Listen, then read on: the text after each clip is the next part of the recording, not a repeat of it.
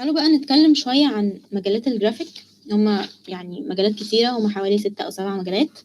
ممكن هنا حد يسأل سؤال، هل أنا المفروض أحدد مجال من المجالات دي؟ يعني بعد ما عرفتهم وبعد ما عرفت كل واحد فيهم بيعمل إيه، أحدد مجال أمسك فيه وأعصره كويس قوي وبعدين أخش على اللي بعده، ولا أعرف عنهم كلهم مع بعض عشان يبقى عندي خبرة في كل حاجة وأقدر أشتغل في كل حاجة؟ أنا نصيحتي إنك يعني زي ما إحنا هنشوف دلوقتي كده، إحنا هنتكلم عن كل حاجة بشكل بسيط قوي، بريف صغير قوي عن كل مجال.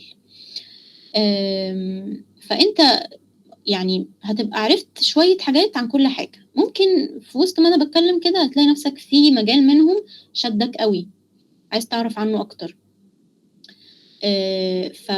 فنصيحتي يعني إنك تشوف، يعني بعد ما أنا أخلص معاكم تشوفوا بقى فيديو مثلا على اليوتيوب مثلا عن كل مجال منهم بشكل أكبر، تتعمق شوية سنة بسيطة في كل حاجة، تعرف بريف أكتر، تعرف معلومات أكتر عن المجال، بس إن أنت تبقى مقرر أنت تقريبا هتخش في أنهي حاجة. هتلاقي نفسك كده حبيت حاجة معينة، فتبدأ بقى إيه، تعرف معلومات عنها أكتر، تتعمق فيها أكتر.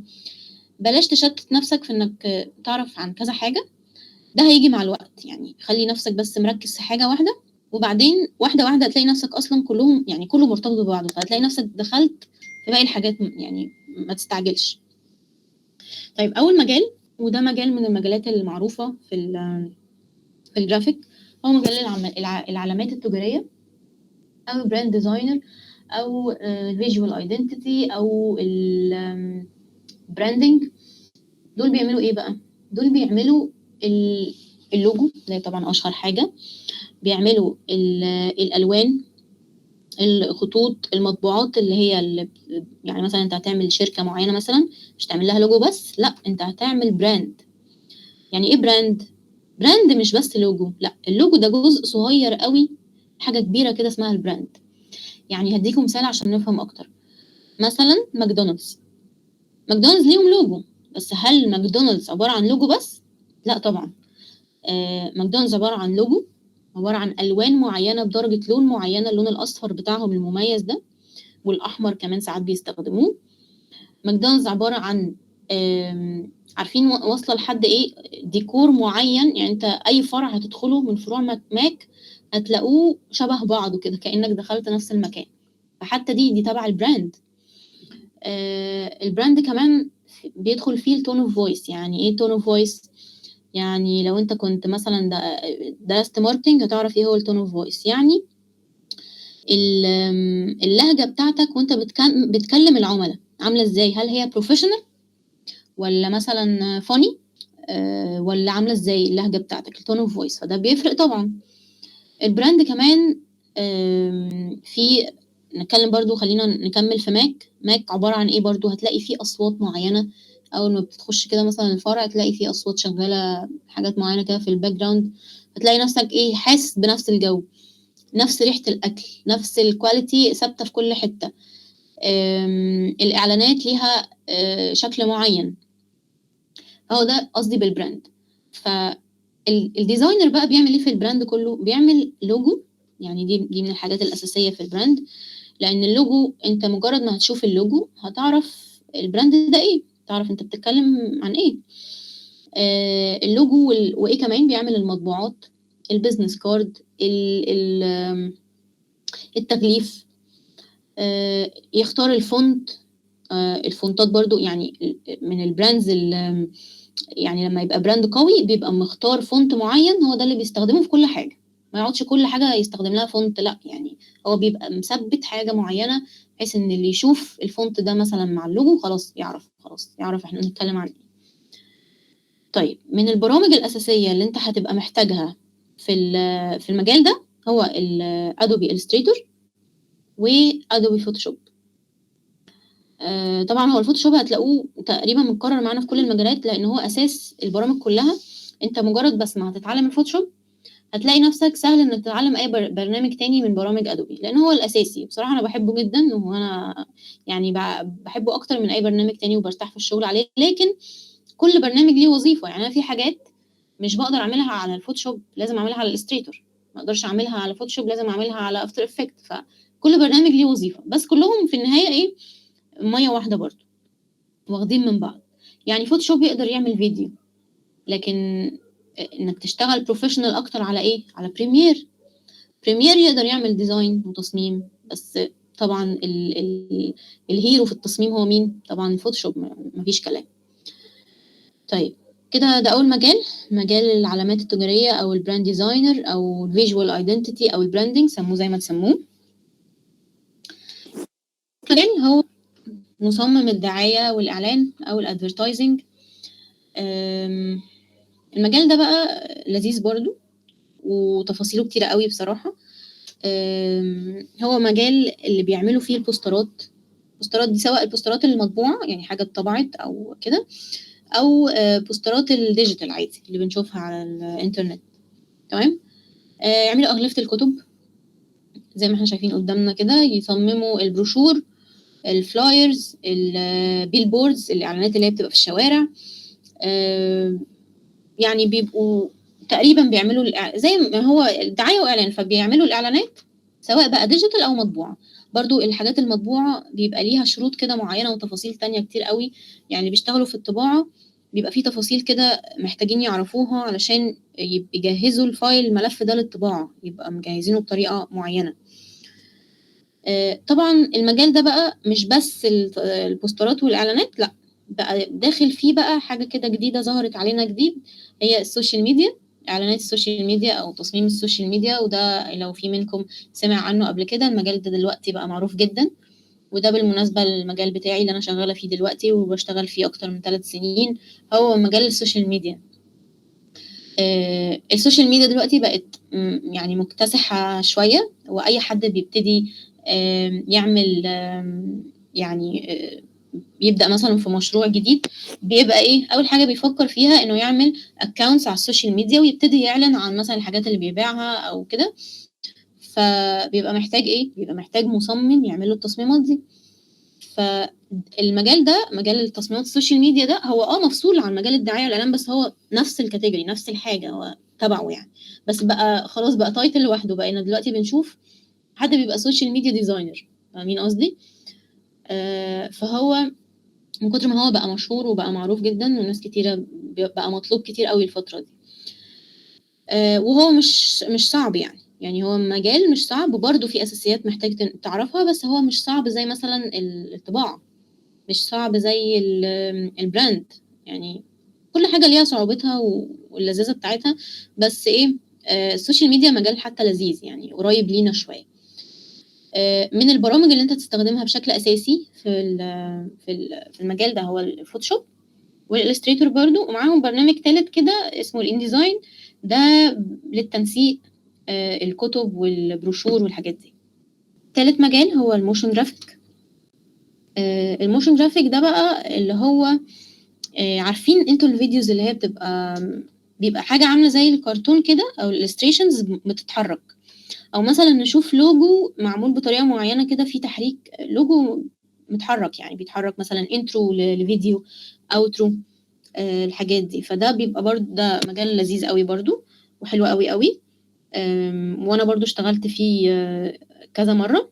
في المجال ده الموشن جرافيك انتوا هتبقوا محتاجين ايه، برامج، 3 برامج اساسيه، الافتر افكت طبعا اللي هو الاساسي في التحريك، والإلستريتور والفوتوشوب. يعني ليه هتحتاجوا الإلستريتور والفوتوشوب؟ عشان تجهزوا ملفات تحركوها، يعني انتوا هتجهزوا الملف اللي انتوا هتحركوه الاول على الفوتوشوب والإلستريتور او الإلستريتور يعني، وتاخدوه بقى تحركوه على الافتر افكت. تمام. طيب المجال اللي بعد كده مصمم واجهات المستخدم او اليو اي يو اكس ديزاينر. المجال ده هو مش منتشر قوي في مصر، بس هو منتشر قوي بره مصر ومطلوب برضو. تعالوا نعرف كده بشكل مختصر ايه هو اليو اي واليو اكس. اليو اي اختصار لكلمه يوزر انترفيس، واليو اكس اختصار لكلمه يوزر اكسبيرينس. تمام. يوزر انترفيس او اللي هي اليو اي اللي هي واجهه المستخدم بالعربي، واليو اكس هي خبره المستخدم. تمام. طيب يعني ايه بقى الكلام ده؟ الناس دي او المصممين دول اللي هم اليو اي واليو اكس ديزاينر بيصمموا ايه؟ بيصمموا صفحات الويب، مواقع يعني، بيصمموها مش بيكودوها أو كده، لأ بيصمموا بس الشكل بتاعها. وكمان الموبايل أبلكيشن زي ما إحنا شايفين كده قدامنا. الUI الموضوع بيمر كده بprocess معينة. أول حاجة بتبقى الUX. أول حاجة بيعملها إن هو بيعمل سكتشات كده، شايفين اللي أنا باشاور عليه ده اللي على الشمال، هو بيبدأ يعمل إيه؟ يعمل sketch سريع كده لشكل الصور هيبقى مكانها فين، الكلام فين، الbuttons فين، شكل الapplication بشكل سريع كده، تمام؟ أو الwebsite طبعًا. دي حاجة كده اسمها wireframes، تمام؟ الwireframes بُصّوا بتتعمل بشكل رمادي كده، اللي هو ما فيش ولا ألوان بقى ولا فونتات ولا كلام ولا أي حاجة، هو بس بيحط بشكل مبدئي layout كده لشكل وأماكن الحاجة. يعني طب ده فايدته إيه؟ الUX ده بيحاول على قد ما يقدر إن هو يخلّي تجربة المستخدم أو الشخص اللي هيدخل على الapplication ده يكون مبسوط وهو داخل على الapplication. ساعات كده إحنا بنبقى داخلين على الapplication نحس إن هو غِلِس يعني في التعامل معاه، مش عارفين يعني غِلِس كده، بتحس إن أنت يعني عايز تقفله على طول. فالUX هنا فايدته إن هو بيعمل طبعًا research كتير أوي وبيبحث كتير وبيعمل شوية كده يعني حاجات بيعملها علشان يقدر يعرف هل اليوزر مرتاح للapplication ده والّا لأ. هل مثلًا يعني مثلًا application زي جوميا مثلًا أو أي application تاني بنشتري من عليه أي حاجة، فأنت علشان تشتري المنتج ده محتاج تعمل إيه، خطوات معيّنة، إنك مثلًا تحط المنتج ده في الbasket، إنك تبتدي بقى إيه، في إجراءات الشرا. فمثلًا الUX عشان يحسّن تجربة المستخدم يعمل إيه، يحاول على قد ما يقدر إن هو يقلل عدد الclicks اللي اليوزر هيستخدمها، يخلّي الموضوع في كليكتين 3 أو خطوتين 3 عشان الموضوع ما يبقاش إيه، طويل والواحد يزهق، تمام؟ فده الUX designer.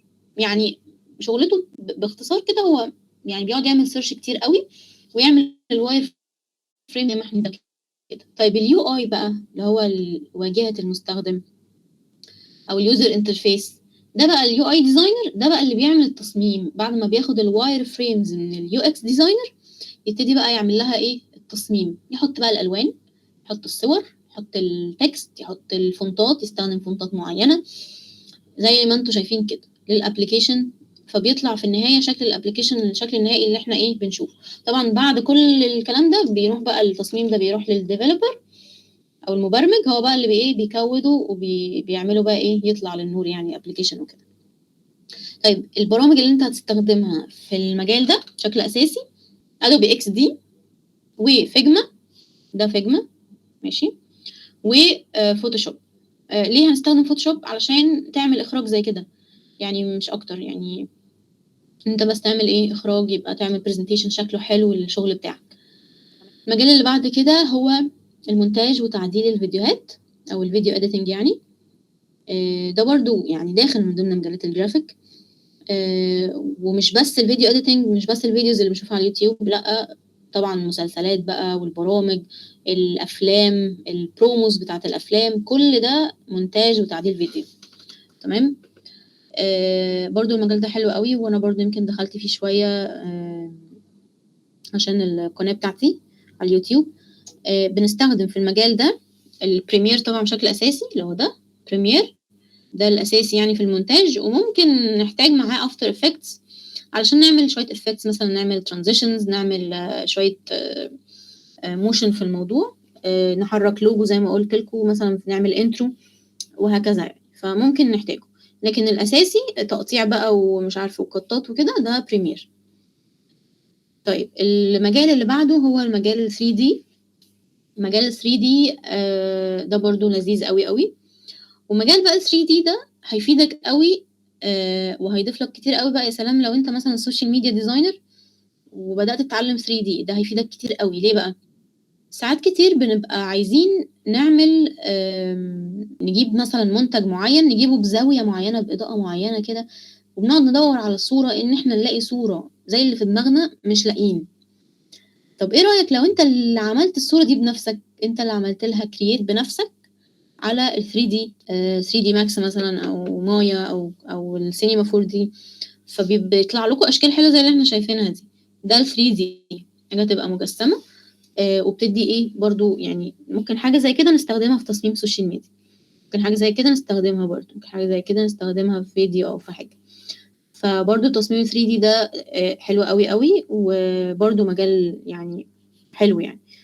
زي ما قُلت لكم نصمم الإعلانات، ممكن يدخل كمان على فكرة في تصميم الألعاب، التصميم المعماري، مش ساعات كده بنلاقي اللي هم الinterior designer أو اللي هم المصممين الديكور يجيبوا لكم أنتم تبقوا مثلًا بتشرحوا لهم حاجة معينة في دماغكم، بتلاقوهم بيصمموا الحاجات دي 3D ويجيبوا لكم كده كأن إيه، مثلًا المطبخ ده متنفّذ على الحقيقة هيبقى شكله عامل إزاي، فده من ضمن برضه الحاجات. طيب آخر حاجة هو الرسم أو الconcept art، ده شوية حاجة بقى كده فنية artistic شوية، ده بنستخدم فيه طبعًا Photoshop بشكل أساسي illustrator لو هنعمل بقى illustrations وكده. ده ممكن لو عملنا search كتبنا مثلًا digital painting برضه بيدخل تحت الconcept art.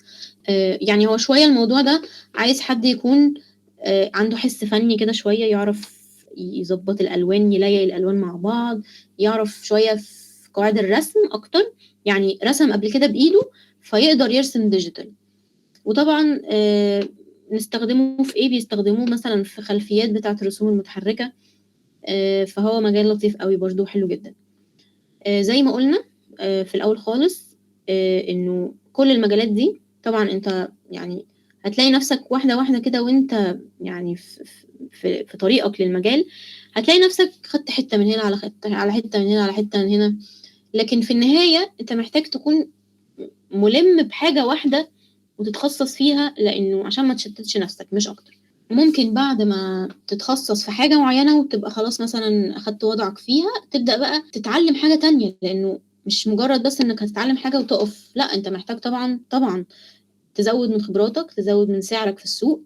يعني مثلًا لو حد social media designer بس يفرق عن حد social media designer ويعرف يشتغل 3D أو يعرف مثلًا يشتغل motion graphic. طبعًا ده هيضيف له وهيبقى مميز عن التاني اللي هو ما يعرفش إيه في الفيديو مثلًا أو في الafter effects. يعني مهم إنك تتخصص في حاجة واحدة وتركّز فيها، بس مهم برضه إنك تكون مُلِم بأكتر من حاجة، لإنه ده هيضيف لك كتير وهيزوّد من سعرك في السوق.